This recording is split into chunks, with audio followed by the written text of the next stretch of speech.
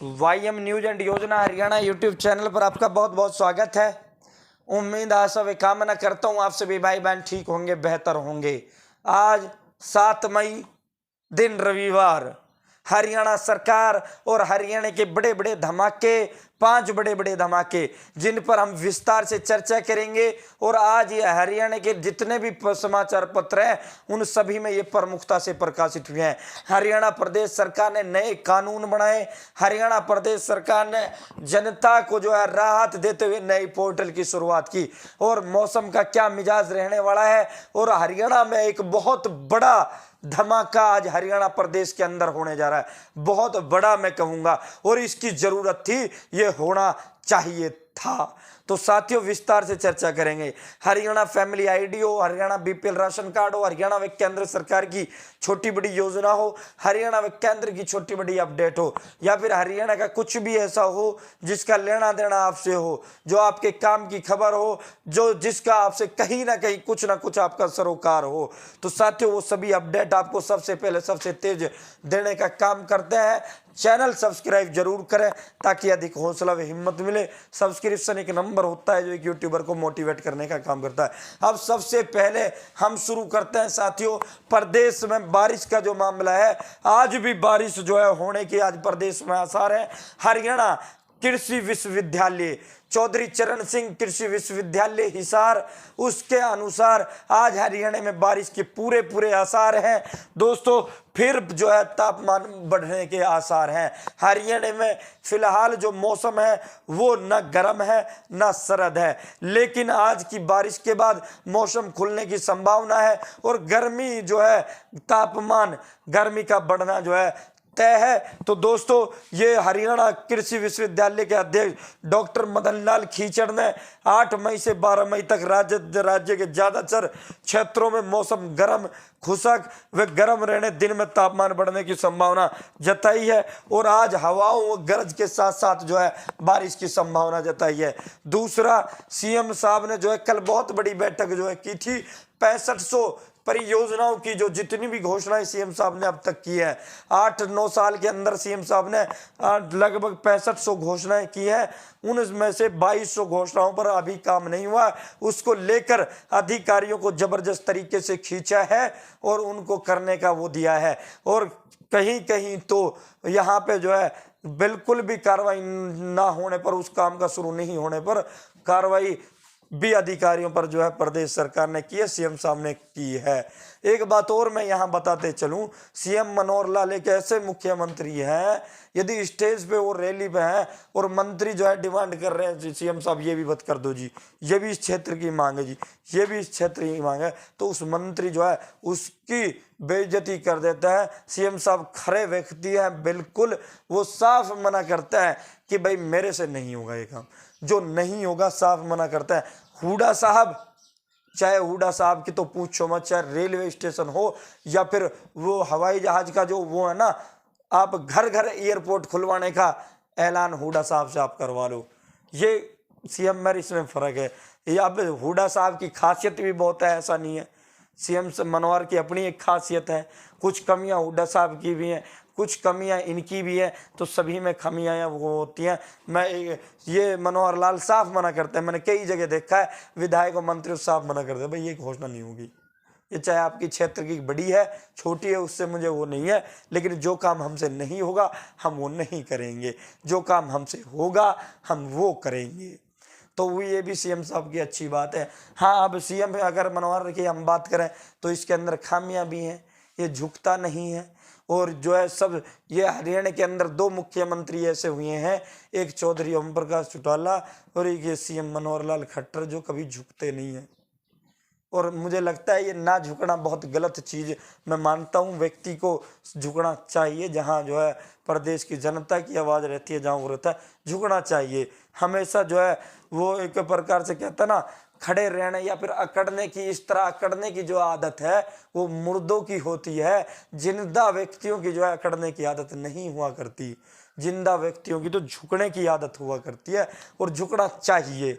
ये एक मुझे इसके अंदर गलत वो लगती है। बाकी साथियों यहाँ जो है वेयर हाउस को लेकर भी वो किया। बाकी आगे चलते हैं। सांझी खेवट की जो है तकनीक, तकसीम के लिए नया कानून लाएगी हरियाणा सरकार। सांझी खेवट को लेकर नया कानून हरियाणा प्रदेश सरकार लाने जा रही है। 4 माह में लगभग 10,000 लोगों ने डिजिटल हस्ताक्षर युक्त ई फर्द डाउनलोड किया और पटवारियों का काम खत्म किया है। पटवारियों को परेशानियों से जो है मुक्त किया है, वरना फर्द निकलवाने को लेकर पटवारियों के पीछे जनता जो है परेशान होती थी। प्रदेश सरकार ने ई फर्द पोर्टल नाम के ऑनलाइन जो है ये सुविधा की है। अब आप ऑनलाइन घर बैठे भी अपनी जो फर्द है डाउनलोड कर सकते हो। अब सांझी खेवट को लेकर भी नया कानून हरियाणा प्रदेश सरकार लाने जा रही है। तो दोस्तों इसमें जो है आगे बात करते हैं। जून में हरियाणा में निकाय चुनाव करवाने की तैयारी हरियाणा प्रदेश सरकार ने पूरी कर ली है। कल 8 मई और 9 मई को कैबिनेट मंत्रिमंडल की बैठक होने जा रही है। उस कैबिनेट जो मंत्रिमंडल की बैठक है उसमें बीसीए को जो आरक्षण है उस पर मोहर लगा दी जाएगी। तो दोस्तों उसके बाद जून में निकाय चुनाव इन नगर निगम फरीदाबाद, गुरुग्राम, मानेसर, नगर परिषद अम्बाड़ा सदर, सिरसा, थानेसर, नगर पालिका बराडा, बवानीखेड़ा, सिवानी, लोहारू, जाखड़ मंडी, फर्रुखनगर, नारनौल, आदमपुर, बैरी, जुलाना, सीवान, पोंडरी, कलायत, नीलोखेड़ी, अटेली मंडी, कनीना, ताउडू, हतीन, कलान और खरखोदा और रादौर के अंदर जो है ये आपके चुनाव जून के अंदर होने जा रहे हैं। ये आयोग ने जो है पिछड़ा वर्ग जो आयोग है उसने रिपोर्ट सौंप दी है और उसकी संस्तुति के आधार पर कल प्रदेश सरकार ये आपको जो है प्रदान कर देगी। कल बीसीए को जो है रिजर्वेशन दे दिया जाएगा। तो साथियों उसके साथ ही नगर पालिका नगर निकाय के जो चुनाव है वो करवा दिए जाएंगे। सबसे बड़ा जो महाधमाका है हरियाणा प्रदेश के अंदर ये होने जा रहा है और इसकी ज़रूरत है। अपनी बहन बेटियों का साथ देना चाहिए। मुझे लगता है हरियाणा प्रदेश सरकार ने इसमें हरियाणा की जो एक खाप पंचायतें हैं हरियाणा प्रदेश की जनता ने इसमें काफ़ी जो है समय ले लिया। ये तो जैसे ही हमारी बहन बेटियां जंतर मंतर पे बैठी थी उसी समय 3 दिन के अंदर ये धमाका होना चाहिए था। तो आज महम में हरियाणा प्रदेश की जितनी भी 65 की 65 जो खाप है उनकी पंचायत आज होने जा रही है और आज दिल्ली कूच होगा। सरकार से लड़ाई के मूड में खापे आंदोलन की रूपरेखा बनाने के लिए 31 सदस्यीय कमेटी गठित कर दी है। किसान 8 तारीख को दिल्ली जाएंगे और महम में आज खापों की जो है पंचायत होने के बाद खाप जो है दिल्ली कूच करेंगी। ब्रिजभूषण शरण का पुतला फूका, अनिल विज पीएम व गृह मंत्री से बात कर बेटियों को दिलवाए न्याय, राज्यसभा सांसद दीपेंद्र हुड्डा। बजरंग पुनिया ने की पोस्ट, खेल का मैदान फतेह किया, आप जंतर मंतर करेंगे फतेह। तो साथियों ये इनकी जो है वो रही है, इन्होंने परेशान जो है सबको कर लिया है, ऐसा नहीं है।